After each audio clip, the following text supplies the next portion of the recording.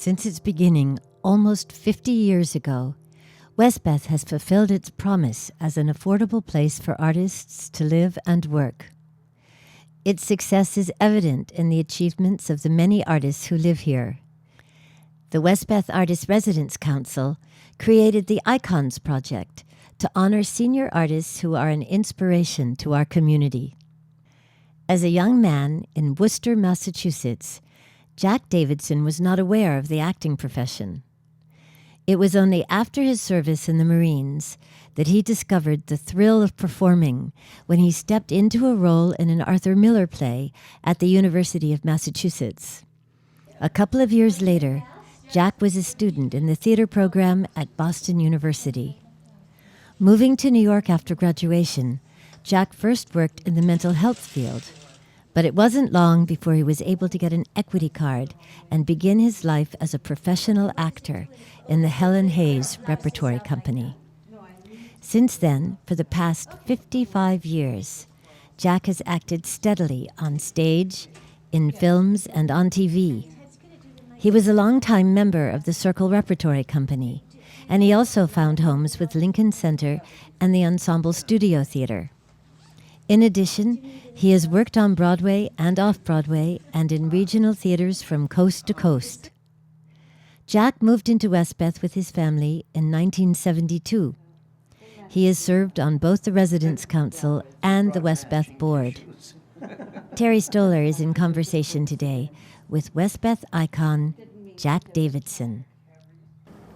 Jack, you told me that you had a difficult childhood and you wound up dropping out of high school when you were 17. Exactly. I was born to two people who were in high school, and they had to get married, and it was before their time. And so that was a problem. And then I was kind of a class clown, and all during my school years. And I was expelled from one high school 10 times. And then I transferred to another high school, and I was sitting in Spanish class for the 3rd time. And I said, I gotta quit school. And I went to see the principal. I went down. I said, I think I should quit school. And he said, I think you should too. So I couldn't go home and tell my father I'd quit school. And there was something I had read in the paper that the Marines were recruiting the Worcester platoon. So I said, I'll join the Marines. And I went down and I joined the Marines, and I came home and I told my father, I said, hey, Dad, I joined the Marines, but I quit school. And he says, stay in for 20 years, maybe they'll make a man of you. And maybe they did. How long were you in the Marines? I was in for 3 years. And I went to Worcester Junior College, and I fumbled through there. And I got my associate's degree. And then I tried to get into a 4-year school, but I couldn't get into a 4-year school because I didn't have enough credits, even with the associate's degree. So I had to go back to high school, the same one I'd been expelled from. And I got out of there when I was 22 or 23. And then I moved on to, I applied to University of Massachusetts, UMass, and Amherst. And I was interested in psychology, but then someone mentioned sociology, and I thought, oh, well, that must be the big picture of psychology. It wasn't. However, while I was there, someone had dropped out of a play, A Memory of Two Mondays by Arthur Miller. And they asked me to be in this play because someone had dropped out. And I said, what do you mean? I had never seen a play. I didn't know anything about them. And they said, well, it's a perfect part for you. He's an Irish drunk. His name is Tommy Kelly. And he comes in drunk to work all the time, and the play is about if he comes in drunk again, he's going to be fired. And so I said, okay, I'll try that. And so I did. And I went to rehearsals. And my first entrance, they all were talking about Tommy. God, I hope Tommy doesn't come in drunk. And I come in, I'm loaded, and I walk across the stage trying to look sober. And I get to my desk, and someone shoved a seat under me. I plop in the seat, and the audience burst into applause. And I went, oh my God, this is fabulous. And that was my introduction to being an accidental actor. However, unfortunately, I flunked out of the University of Massachusetts because I forgot to study. And I moved to Boston, and I worked at the Husky Boys Department of Jordan Marsh, and then took sociology classes at night at Boston University. And I had a girlfriend, and she said, what do you want to be? And I said, well, maybe I could be a comedian, just off the top of my head, because that was the time of Mort Saul and Lenny Bruce and all these other people, you know. And she said, well, you know, they have a theater school at Boston University, and I could get you an introduction, or you can have a conference or a meeting with the head of this theater school. And she did that. And I went in and I met with him. Francis Sidlowskis was his name. And he said, what do you want to do? And I said, well, I was thinking maybe I could be a comedian. And there was a pause, and he said, yeah, so why are you here? I said, well, I was told that, you know, you're a theater school. He says, yeah, we're a theater school. We're a school for people who want to be professional actors. I said, well, that never crossed my mind. And he says, well, then you're in the wrong place. He said, where were you before this? And I said, I was at University of Massachusetts. And he said, why didn't you stay there? And I said, I flunked out. He said, you flunked out of college? You come here and you come in and say you want to be a comedian? He says, that's very funny. He says, where were you before that? I said, I was in the Marines. And he said, you're a former Marine? I said, yeah.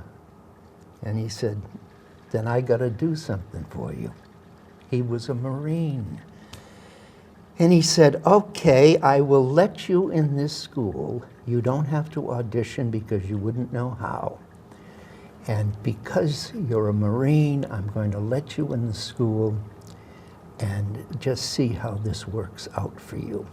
And so that's when I started to study acting. And while you were there, didn't you work with some professional directors? Yes, they did. They had people who directed on Broadway, Jack Manning, John O'Shaughnessy, Lloyd Richards. Lloyd Richards. And they always cast me because I was older, you know. And then I moved to New York, and I was running around after doing a non-equity summer stock season. I was running around New York with $70 in my pocket looking to get acting work, and I ran into John O'Shaughnessy, who had directed me, the visiting director in BU, and he said, what are you doing? I said, well, I'm trying to get acting work. He says, sit down, I want to talk to you. He said, if you continue to do that, he said, you will be back in Worcester in 2 months. He said, you're not going to get hired because you just got here, no one knows you. You must learn how to live in New York City. He says, you have a degree, you have a bachelor's degree, and he said, you go to professional placement and you get a real job and learn how to live in New York City. But it wasn't that long before you heard from Jack Manning, who had also directed you in college. Yes, Jack Manning hired me for my first equity job. He got me into the union. And this was for the Helen Hayes Repertory Company. That's right. It was the Helen Hayes Repertory Company that Jack Manning was the artistic director of. And we did 12th Night. And my second job was with Helen Hayes, the First Lady of the American Theater. And we did The Circle by Somerset Maugham. And that's a very British play, isn't it? Very British play. I wasn't good with this British accent. And Helen Hayes one day said, "Jack, do you do an Irish accent?" And she said, and I said, "Yeah," and I think. And she says, "Is it better than your educated British?" And I said, "It could be." And so she said, "Well, why don't we play Teddy Luton is Irish?" And I said, "Okay, if you want." And it was so wrong, but he was a completely British person. But I started to rehearse him as an Irish guy. And hadn't Jack Manning given you some directions for that character? Jack Manning told me that, "You know, Teddy Luton, he's a hands-in-the-pocket kind of guy." I said, yeah, he's a hands-in-the-pocket kind of guy. And I had learned that if the director told you to stand on your head in the corner, they knew the big picture, so you better go do that. So that's it. Well, there was a big scene in this play, and I was the juvenile romantic lead. And in this big scene in front of everybody, the family on stage, I'm asking this woman to leave her husband and come away with me because she loves me and she doesn't love her husband. And so I said, "Elizabeth, you got to come away with me." "You must come away with me."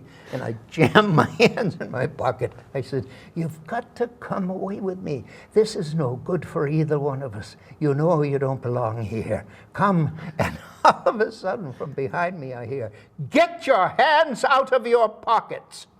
Now, this is a matinee, and it's a full house of people. And I went, "Oh." And I snapped to Marine Corps attention, and she comes running over, Helen Hayes, pulls my hands out of my pockets. She says, "Get your hands out of your pockets. How could you put your hands in your pockets?" And she said, "Don't you know how to be a man?" And she went over and she started playing the scene. "Elizabeth, you must come away with me. You must come away with me." And I'm just still at attention. And the audience is going, "Wow, this is weird, man." This is very weird. They're going like, this is real. And so then all of a sudden she caught herself and she goes, "Oh my God, oh my God, what have I done? What have I done?" And she marches down stage and she speaks to the audience. She says, oh, please, please, you must forgive me. You must forgive me. But you must understand, my mind snaps when I see bad acting." And so she says, "But you won't miss a thing. We're going to take this scene over." And I went, "Oh, God." Needless to say, my hands never went back in my pockets because that was the wrong thing to do. Yeah. And amazingly, you went on to have a career, nevertheless. And nevertheless, I survived that. Yes. With the First Lady of the American Theater. Yes.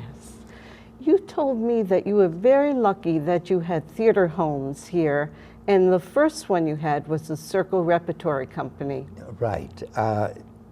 The Circle Rep, another thing I learned in college, they also said, you go to New York, everyone's going to want you to work for nothing.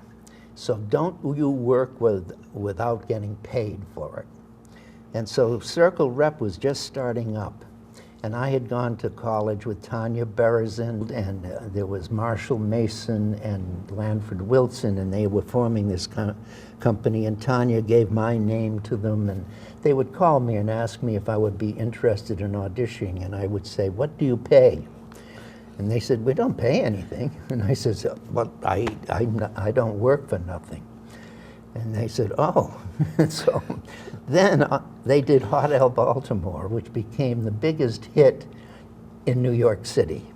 ran for 3 years, and I eventually was in it because I decided to change that value system because Marshall called me up again and he says, you know, we're doing a play by Tennessee Williams, his first full-length play called Battle of Angels, and I would like you to audition, if you would like to, for the sheriff.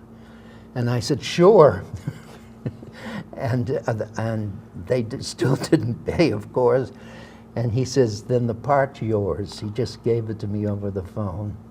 And there was a chance to work with Tennessee Williams on his first full-length play. And now when the script's out, it has me creating the role of Sheriff Talbot in Tennessee Williams' first full-length play because it had never been seen in New York. One of the things you really admired about the Circle Rep was the quality of the acting, the truthfulness and the reality that they got. There was a reality that they got on stage. First of all, they formed a company of people who had worked together 9 or 10 times, so the intimacy of the people was amazing. And then there was another play, Fool for Love, where Ed Harris was coming across the stage to confront a woman. And it was so dangerous, I jumped out of my seat to stop the play because it was so real. It was like, I gotta stop this. And Lanford Wilson, who was sitting in front of me, he jumped up too. And that kind of reality was what Circle Rep had. In 1980, you were in a play called The Diviners that was set in rural America by Jim Leonard, and that play went on tour to Asia. Yes, we did. While I was on that tour, I started to give, people would ask me about acting in America, and so I would talk to the professional actors in Asia. And so I did that as like something to do, and they would gather and I would tell them about American acting. And when I got back to New York, I was unemployed and I got a call from Washington, and they said that I had been requested to be a guest speaker at an international theater conference in the Philippines. And it was the United States Information Agency, and Reagan was the president then, who also was an actor. And they said, we understand you know a lot about the American acting and stuff, and we just wondered if you'd like to go around the world and talk about acting, because our president is an actor. And I said, what is the pay? No, I said. What? I said, yeah. And they sent me around the world, and I started again in Asia, and then went to Israel, and then to Paris, and then back to New York. In the mid-90s, when the Circle Rep was kind of slowing down, let's say, you found a second home at the Lincoln Center. I did 6 or 7 plays with Lincoln Center, and that became another home. And having a home is good for an actor, because otherwise you're just out there on your own against, you know, thousands of other people. But somehow if you have a place you can really feel at home in, but you should not stay at home. And that sometimes the people who get a home, they stay there and they get lost at the home and they don't get other work. I always made sure I got out and did things outside of the home. You have quite a career as an understudy as well, and in the early 90s, you were actually standby for both brothers in a play by Arthur Miller, The Price. When you're an understudy, you are ignored, and they don't even bring you in like until they're a week away from opening sometimes. And that's what happened here. There was a matinee and then an opening night on that evening, And the actor I was understudying felt his voice was going, and he couldn't do the matinee, but they had already sold out the house. And they said, Jack, you got to do the matinee. I said, I haven't had a rehearsal. I don't know the lines. And they said, you've got to do the matinee. I said, well, I can read it. I can read it. And they said, no, you can't read it. Okay. What about putting a thing in your ear? And I said, a thing in my ear? Yeah. And they said, yeah, we'll put a little mic in your ear, and the stage manager will give you the lines, and then you act them. And they did that. So they put this thing in my ear.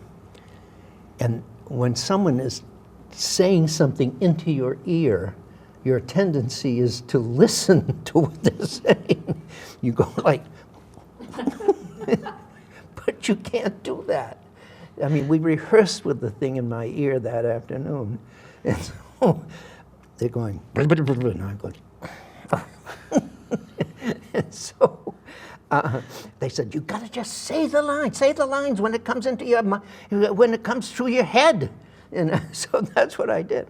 They would say the lines and I would act it. Blah blah blah blah blah blah blah blah blah blah blah blah. And so I just get through the whole play, 2 hours or a half of that play, just he's saying lines I had never memorized. I didn't know. I just talked them out. They came in and I just threw them out into the world. And that evening, Arthur Miller came backstage and he said, who's the understudy? And I said, I am. And he says, my friends loved you. Oh my God. They said you were so real. And he said, how did you do it? You just got here. I said, well, I had a thing in my ear. And he said, oh my God. He said, the pilot died and you, a passenger, went up and was able to land the plane. And I said, yeah. And needless to say, that actor who I went on for never missed again. You mentioned before that you went away from home, and so you've done a lot of work in regional theater, playing leading roles in plays by Eugene O'Neill and Edward Albee, and you've done quite a bit of Shakespeare. Right. But early on, you were in the Great Lake Shakespeare Festival in Ohio playing Romeo. Yeah. I was Romeo. And when we were doing that play, there was a scene in Romeo and Juliet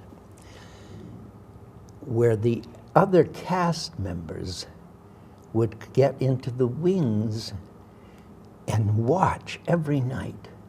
And I'm going like, oh my God, they like me. I must be great. I'm doing great, you know? And it had something to do with Juliet. And I had this line, I mean, I had a whole scene of a real dramatic scene, and they would just watch all the people. Finally, I went over, I said, hey, what, you guys are in the wings watching this. And I said, well, is it that good? And they start to laugh. And they said, no. They said, we watch because when you go, then I defy you, Stas. You have this thick Massachusetts accent that comes out, and we think it's hilarious. This was early on in 1968. Right. Through the years, you've also been in a lot of movies. In the late 90s, your Worcester accent became very handy for a film called The Autumn Heart with Ali Sheedy and Tyne Daly. Yes, because it was about a Massachusetts person. And so I was able to say, I defy you, Stas, with aplomb. So this film is about a divorced couple, and they had 4 children. The father took the son, the mother took the 3 daughters, and the two parts of the family were estranged for many years. Hey, Pa! This is a nice surprise. What are you doing home? Actually, Dad, I came home for a special reason. And what may that be? Oh, by the way, did you speak to Leah about having my company pay for the wedding? Then I could invite some associates and write it off as a business expense. Dad, that's... It's a joke. I know how women get around weddings. Same as men at divorces. Dad...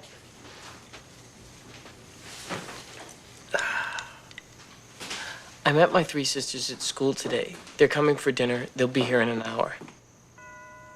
They're early. Louise, I'll get it. What do you mean, you met your sisters at school? Sisters? Your sisters? A flock of women in habits. Please, let it be a flock of women in habits outside. I'm sorry, Dad, but there was no time to warn you about this. They're coming in here now? I don't know what to say to them. Find something to say. I can't believe you would do this.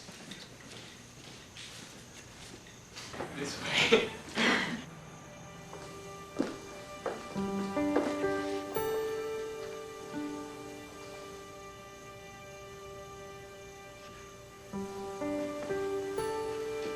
Donna, Deb, Diane, your father.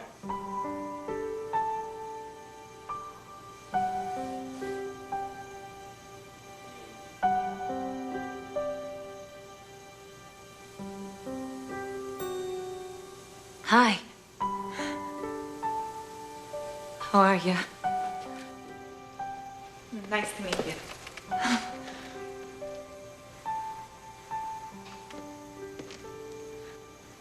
Oh, Donna, look, doesn't this look like one of Rupe's? It's really nice. Dad. Thank you. Donna, you're drooling. Oh, please, please sit.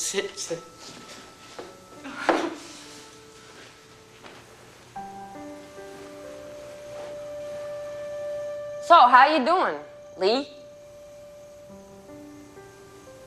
Good. So, how's your mother? Okay. She had an accident, but she'll be fine. I didn't know. I'm sorry. Nothing serious, though? Oh, no. Just too much stress from the kids on the bus. She still drives the bus? Oh, yeah, she just loves driving that bus with the kids. She likes working with kids, huh? She wanted to be a teacher. Yeah, she just got sidetracked. Yeah. Well, you know, life. Oh, life. Listen, just because you have the ability to drop 3 kids and a wife and go on your merry fucking way with one that you hold hostage. What? Don't you fucking start in on my mother. I am not going to have this conversation. You're right. You're not. I'm sorry. Nice. How dare you? Dad, we will talk later. It was shown in Sundance, as it featured in Sundance, and going to Sundance was something, you know. My son Adam went there with me, and he wrote an article about it. And he said, "Oh, my dad is being treated like a star here. Why didn't he ever become one?" He said, "I hate myself when I say that." Anyway, being a working actor can be better than that. You've also been in commercials. In fact, Reynolds Wrap wanted you to be the spokesman. And they said it would be very lucrative for me, for someone who's supposed to get paid. But I felt I was an actor, and I didn't want to get too identified with a product like that, because if actors get too identified with the product, then that's who people see on stage, you know, and your job chances lessen, although you might become a millionaire.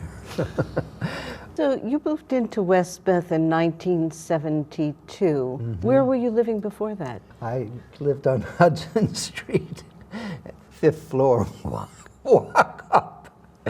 And I was in the Marine Corps with Bill Alderson. We were in the same outfit together for some time.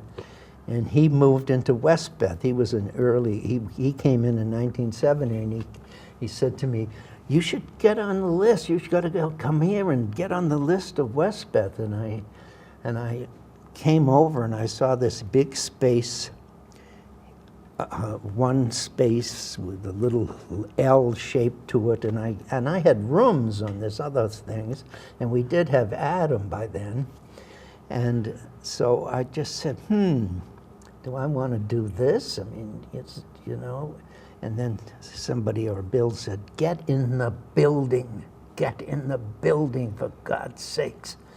So I did. I got in the building, and then we had a second child, and Aviva, who was very active in this building,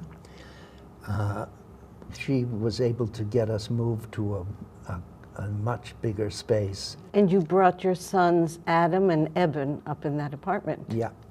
Adam was writing about the Amish people, and around Hurricane Sandy, he brought some Amish people here to New York. He brought people out to the Rockaways. These Amish people came out, and for nothing, and they spent a long, long time out there, and it was a wonderful thing for everybody who was really sunk in the mire of Sandy.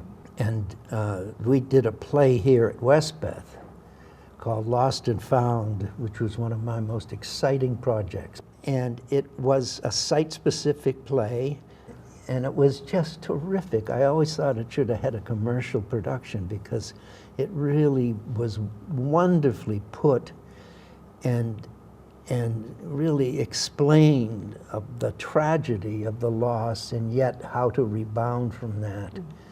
And I just love that. I want to take you back to those Amish people, though. Didn't you go to Prospect Park with them? I did. And they had never seen an actor. They had never been to a play. And I decided I would do soliloquy. And I have it here. So get ready. From Richard III by From William Richard Shakespeare. III. Now is the winter of our discontent, made glorious summer by this son of York, and all the clouds that lowered in upon our house in the deep bosom of the ocean buried. Now are our brows bound with victorious wreaths, our bruised arms hung up for monuments. Our stern alarms changed to merry meetings. Grim-visaged war hath smoothed his wrinkled front, and now instead of mounting barbed steeds to fright the souls of fearful adversaries, he capers nimbly in a lady's chamber to the lascivious pleasings of a lute. But I, that am not shaped for sportive tricks, nor made to court an amorous looking-glass, I, that am rudely stamped and want love's majesty to strut before a wanton ambling nymph, I that am curtailed of this fair proportion, cheated of feature by dissembling nature, deformed, unfinished, sent before my time into this breathing world scarce half made up, and that so lamely and unfashionably that dogs do bark at me as I halt by them. Why, I, in this weak piping time of peace, have no delight to pass away the time, unless to spy my shadow in the sun and descant on my own deformity. And therefore, since I cannot prove a lover to entertain these farewell spoken days, I am determined to prove a villain and hate the idle pleasures of these days. Thank you. Jack, any final thoughts? I thought you'd never ask. Yes. I want to talk about my 3 years in the Marine Corps. Cut. because